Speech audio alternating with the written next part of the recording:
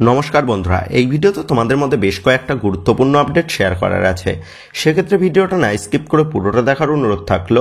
আর তোমরা যারা চ্যানেলে প্রথমবার এসেছো তারা কিন্তু অবশ্যই ভিডিওতে লাইক দিয়ে চ্যানেলটা সাবস্ক্রাইব করে রেখো, কারণ তুমি কিন্তু এখানে তোমার প্রিয় দলের সমস্ত রকম খেলার খবর সবার আগে পেয়ে যাবে।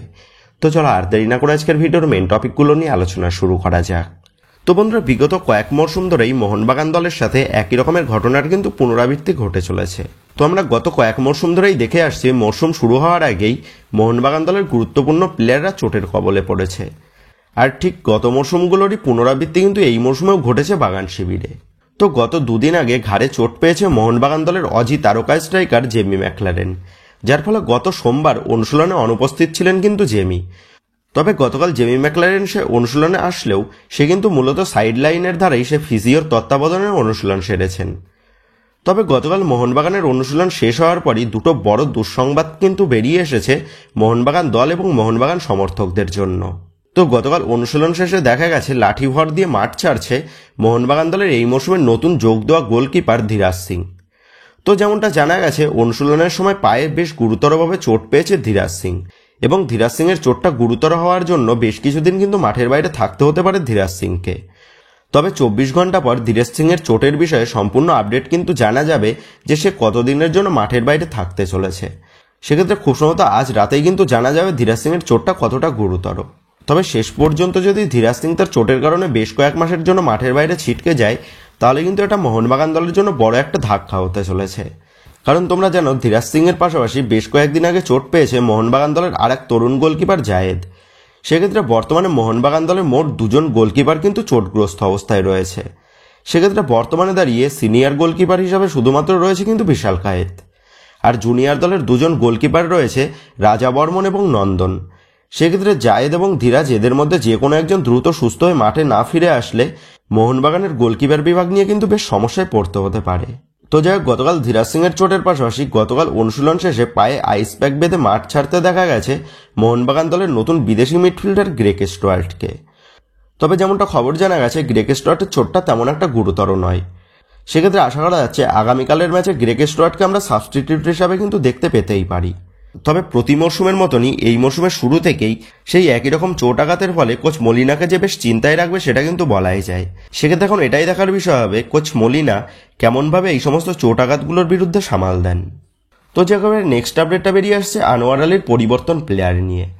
তো বর্তমানে দাঁড়িয়ে যা পরিস্থিতি, তাতে আনোয়ার আলীর কিন্তু মোহনবাগান দলের খেলার আর তেমন কোনো চান্সই নেই, যার ফলে মোহনবাগান ম্যানেজমেন্ট তারা কিন্তু আনোয়ার আলীর রিপ্লেসমেন্ট হিসাবে মোহনবাগানের ঘরের ছেলে প্রীতম কোটালকে দলে ফেরাতে চাইছে।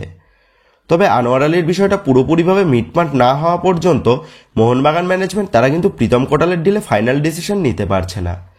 তবে মোহনবাগান কোচ হোসে মলিনা তিনি প্রীতম কোটালের জন্য অপেক্ষা না করে তিনি কিন্তু আনোয়ার আলীর রিপ্লেসমেন্ট প্লেয়ার তৈরি করে নেওয়ার কাজ কিন্তু ইতিমধ্যেই শুরু করে দিয়েছেন।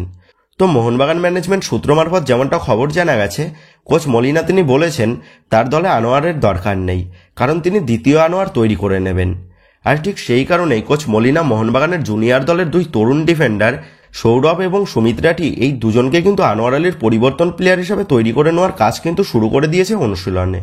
তো কোচ মলিনা তিনি কিন্তু সৌরভ এবং সুমিত এদের দুজনের ওপর বাড়তি নজর দিয়ে এদের দুজনের মধ্যে যে কোনো একজনকে, মানে যে অনুশীলনে কোচ মলিনাকে সন্তুষ্ট করতে পারবে, তো তাকেই কিন্তু আনোয়ার আলীর রিপ্লেসমেন্ট হিসাবে মোহনবাগানের সিনিয়র দলে নিযুক্ত করবেন, তেমনটাই খবর।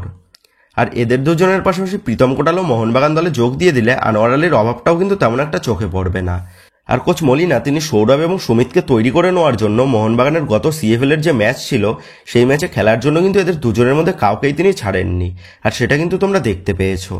সেক্ষেত্রে আশা করব কোচ মলিনা সৌরভ এবং সুমিতের মধ্যে যে কোনো একজনকে কিন্তু দ্বিতীয় আনোয়ার তৈরি করে নিয়ে মোহনবাগানের ডিফেন্সকে ভরসা যোগাবে।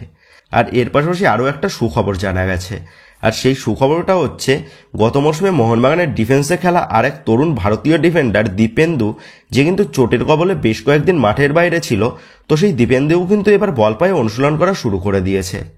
সেক্ষেত্রে সৌরভ, সুমিত রাঠি এবং দীপেন্দু এবং যদি প্রীতম কোটাল আসে সেক্ষেত্রে প্রীতম কোটাল, তো এই চারজন ভারতীয় সেন্টার ব্যাকের উপস্থিতিতে মোহনবাগানের ডিফেন্স যে বেশ খানিকটা শক্তিশালী হয়ে দাঁড়াবে আনোয়ার আলীর অনুপস্থিতিতেও, সেটা কিন্তু বলাই যায়। তো যাই হোক, তোমরা কমেন্ট করে জানিও আনোয়ার আলীর পরিবর্তন হিসাবে তোমরা সৌরভ নাকি সুমিত কাকে দেখতে পেলে বেশি খুশি হবে।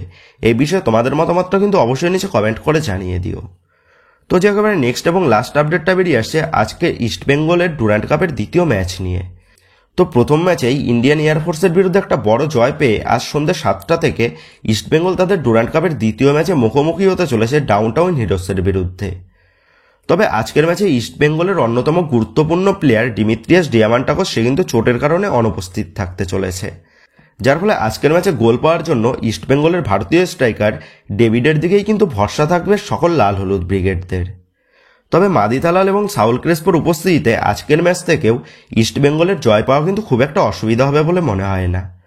তো যাক, এবার যদি আজকের ম্যাচের জন্য ইস্টবেঙ্গলের সম্ভাব্য একাদশ কেমন হতে পারে সেই নিয়ে আলোচনা করা যায়, তো আজকের ম্যাচের জন্য ইস্টবেঙ্গল কোচ কার্লোস কোয়াদ্রাত তিনি কিন্তু 4-3-3 এই ফরমেশনটা ইউজ করতে পারে, যেখানে গোলকিপার পজিশনে দেখা যাবে গিলকে, 4-এর ডিফেন্সের লেফট ব্যাকে দেখা যাবে জোথেন পুইয়াকে এবং রাইট ব্যাকে দেখা যাবে মোহাম্মদ রাকিবকে, আর দুজন সেন্টার ব্যাকে দেখা যাবে হিজাজির সাথে লাল চুংনুঙ্গাকে। এবার মাঝমাঠের ডিফেন্সিভ মিডে দেখা যাবে সৌভিক চক্রবর্তীকে, আর সৌভিক চক্রবর্তীর সাথে মাঝমাঠে জুটি বাঁধবে জিকসন সিং এবং সাউল ক্রেসপো। আপফ্রন্টের লেফট উইংয়ে দেখা যাবে নাওরেম মহেশ সিংকে এবং রাইট উইংয়ে দেখা যাবে মাদি থালালকে, আর স্ট্রাইকার পজিশনে দেখা যাবে ডেভিডকে। তো এইরকম ফরমেশন নিয়েই কিন্তু প্রথম ম্যাচে ইন্ডিয়ান এয়ারফোর্সের বিরুদ্ধে বাজিমাত করেছিল ইস্টবেঙ্গল। সেক্ষেত্রে আশা করা যাচ্ছে আজকে ডাউনটাউন হিরোসের বিরুদ্ধেও কিন্তু এই একই রকম ফরমেশন এবং একই রকম প্লেইং 11 নিয়েই আজ মাঠে নামতে চলেছে ইস্টবেঙ্গল দল। তো যাই হোক বন্ধুরা, তোমরা কমেন্ট করে জানিও আজকে ইস্টবেঙ্গল ভার্সেস ডাউনটাউন হিরোস ম্যাচের ফলাফল কি হতে পারে বলে তোমার মনে হচ্ছে। এই বিষয়ে তোমাদের মতামতটা অবশ্যই নিচে কমেন্ট করে জানিয়ে দিও। তো বন্ধুরা, এই ভিডিওতে গুরুত্বপূর্ণ আপডেট কটাই তোমাদের মধ্যে শেয়ার করার ছিল। তো আশা করি ভিডিওটা তোমাদের ভালো লেগেছে। তো যদি ভিডিওটা ভালো লেগে থাকে তাহলে ভিডিওতে লাইক দিয়ে চ্যানেল সাবস্ক্রাইব করে পাশে থাকা বেল আইকনটা অবশ্যই প্রেস করে দিও। আর তোমরা যারা এখনো পর্যন্ত আমাদের সোশ্যাল মিডিয়া পেজের সাথে যুক্ত হওনি তারা কিন্তু নিচের ডেসক্রিপশন বক্সের লিঙ্ক থেকে আমাদের সোশ্যাল মিডিয়া পেজের সাথে যুক্ত হয়ে যেও, কারণ এখন কিন্তু সমস্ত লেটেস্ট আপডেটগুলো সবার আগে আমাদের সোশ্যাল মিডিয়া পেজেই পোস্ট করা হয়। আর তোমরা এখন ফেসবুক এবং ইনস্টাগ্রামে গিয়ে তোমরা আমাদের এই চ্যানেলের নাম লিখে সার্চ করলেও তোমরা কিন্তু আমাদের ফেসবুক এবং ইনস্টাগ্রাম পেজটাও খুঁজে পেয়ে যাবে। সেক্ষেত্রে তোমার প্রিয় দলের সমস্ত রকম লেটেস্ট আপডেট সবার আগে পাওয়ার জন্য এবং আমার সাথে সরাসরি যে কোনো বিষয়ে কথা বলার জন্য তোমরা কিন্তু অবশ্যই মনে করে আমাদের সোশ্যাল মিডিয়া পেজের সাথে যুক্ত হয়ে যেও। তো বন্ধুরা, এই ভিডিওটা এটুকুই ছিল। তো আসি বন্ধুরা, দেখা হচ্ছে পরের ভিডিওতে।